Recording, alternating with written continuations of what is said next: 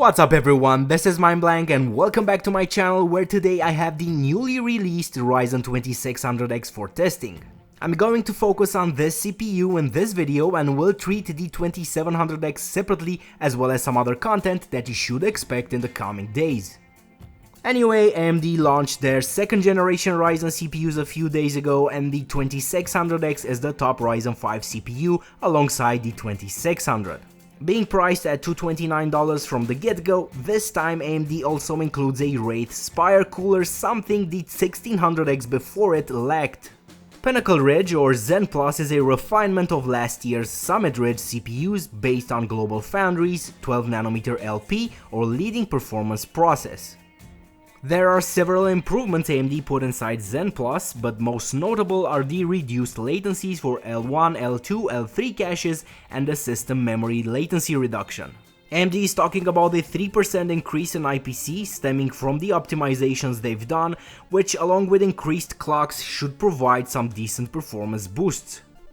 The new 12nm process is quoted to provide 16% better performance at the same wattage or 11% better power consumption at the same clock speed with last year's 14nm Summit Ridge.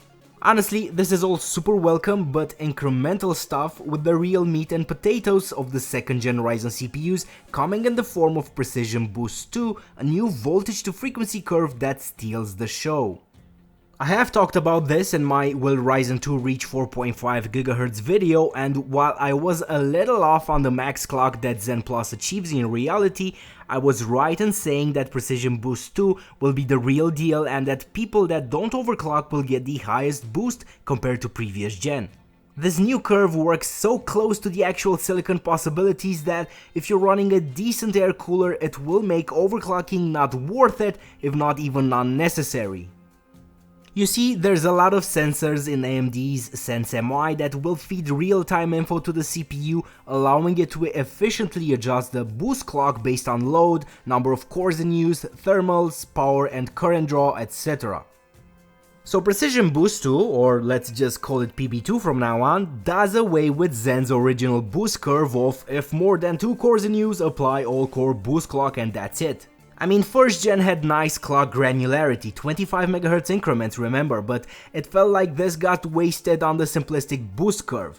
This is not anymore the case with PB2, and that's not all. There's 2 more levels above the base Precision Boost 2. So depending on your cooling, XFR2 will kick in, increasing clocks even more.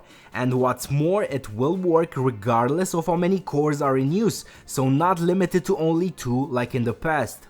It will need temperatures below 60 Celsius to fully work though.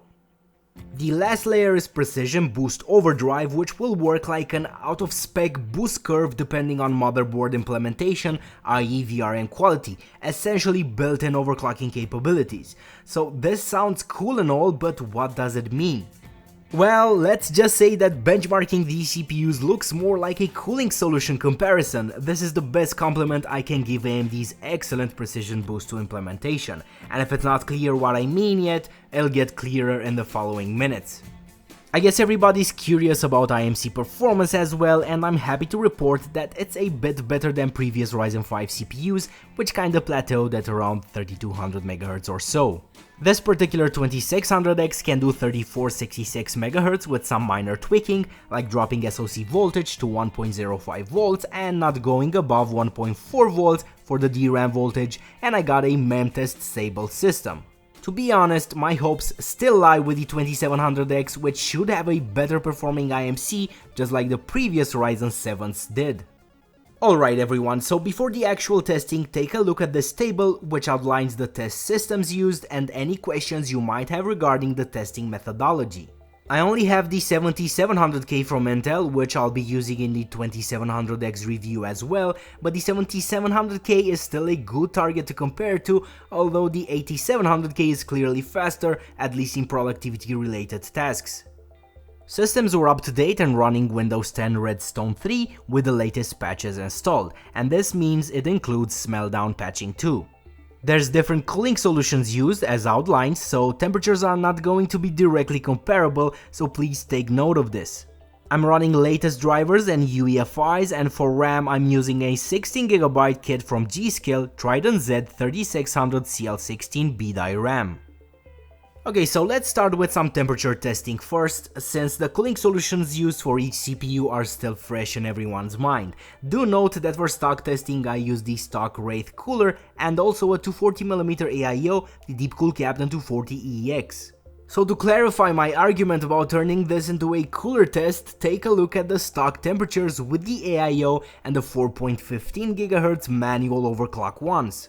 They are pretty damn near, and the reason is that once I moved from the Wraith to the closed loop, clocks shot up in all tasks. With the Wraith Spire, I was seeing around 3.9 to 3.925 GHz during heavy loads, with around 3.95 GHz in gaming.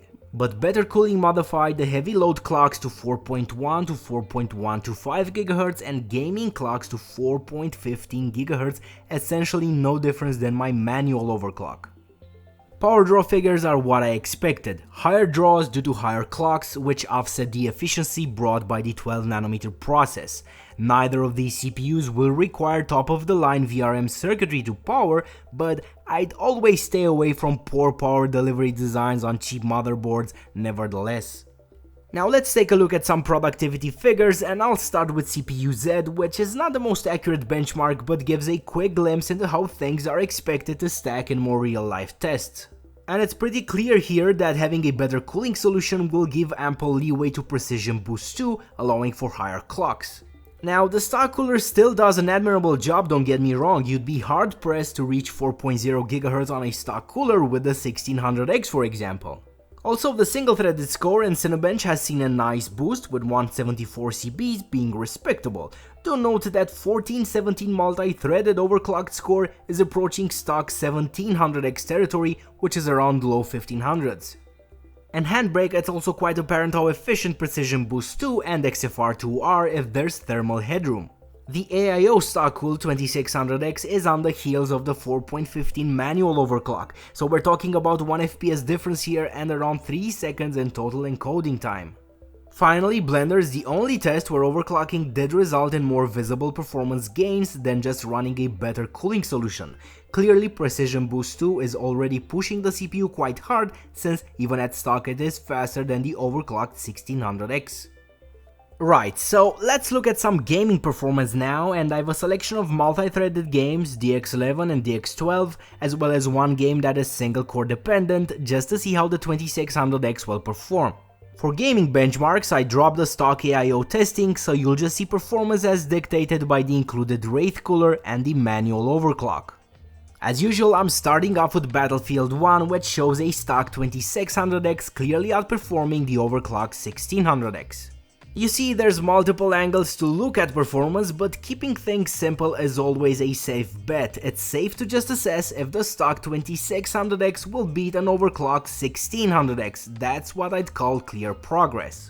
And of course, I also have frame time data, Intel in blue and the overclocked 2600X in purple for high visibility, and I'd call the 7700K a bit cleaner here with less frame time variance, but all in all no discernible difference in smoothness between the two, even on a 120Hz panel. Crysis 3 is a highly multi-threaded game but will benefit from high clocks. If it is looking like a GPU bottleneck here, I assure you it isn't. Both CPUs saw GPU usage drop into high 60s, low 70s in the heavy jungle area. The two rival CPUs are on par on averages, but even on a 60Hz panel I could feel smoother frame times from the Ryzen 2600X. Those 1% and 0.1% lows on the 7700K are hurting it in Crysis.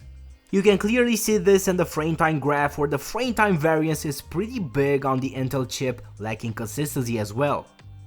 Moving on to Witcher 3, the 7700K is clearly on top. Ryzen is able to close that performance gap with proper RAM timings as I've previously shown, but with 3466 CL16 memory, we are looking at a deficit of 12% between the two CPUs.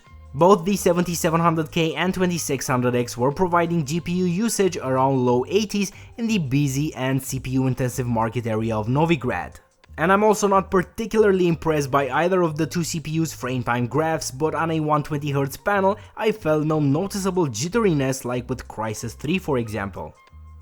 Ashes of the Singularity sees around 10% better performance from stock 1600X to stock 2600X. For some strange reason, on the 2600X I consistently got worse 0.1% lows than I did on the 1600X.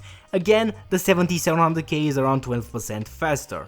It is also strange that Ashes is such a highly threaded game but will just as well benefit from high IPC and frequencies with low core counts. The frame time graph on the 2600X is a bit better in some areas with less frame time variance than the 7700Ks. Second to last, Rise of the Tomb Raider was one of the worst performers on Ryzen, but after multiple patches the 2600X is almost on par with the 7700K while providing better 1% and 0.1% lows. The numbers are a bit bunched up here, typical of a GPU bottleneck you would say, but I again assure you that both CPUs were not able to push more than 85 or so average GPU usage in the geothermal valley area, which frame times we are seeing here. I remember the 7700K dominating the 1700X here, and now the 2600X is showing a much cleaner frame time graph, so in my point of view this one clearly goes to the Ryzen chip. Lastly, I chose Far Cry 5 since it's a lightly threaded game and still benefits from high single threaded IPC and frequency. You know, just to see what Precision Boost 2 is capable of, and it did not let me down. It's clear how AMD specifically targeted this. We've got a delta of 15 FPS between stock to stock Ryzens. There's 10 FPS between the 2600X and the 7700K, but the frame time graph makes this easier for me. The 2600X is cleaner looking here with much less spikes, and in 120Hz panel I could feel the 7700K a tad more jittery in some parts. Okay, so we've got a clear picture now, and I want to wrap this up since there's still work to be done on the 2700X and the X470 platform in general. I would previously not pair the 1600X with the 7700K in tests, but starting from April 2018 I can safely recommend the 2600X over the latter. Now don't get me wrong, the 1600X was clearly faster in productivity before, but the improvements AMD made with gaming performance on the 2nd gen 2600X make this CPU the better choice bar none. Looking at the 7700K at 5GHz give me gaming temperatures so close to max synthetic load ones is clearly showing that headroom for even a fast high frequency 8-threaded CPU is shrinking day by day, all the more reason to generally look towards higher core count CPUs from now on. I will see you in about 3-4 days time with more testing, but until then don't forget to hit that like button, comment and subscribe to support this channel's growth. Check out my Instagram, Twitter and Patreon pages if you want to further support MindBlank Tech, and I'll see you very soon. Bye bye.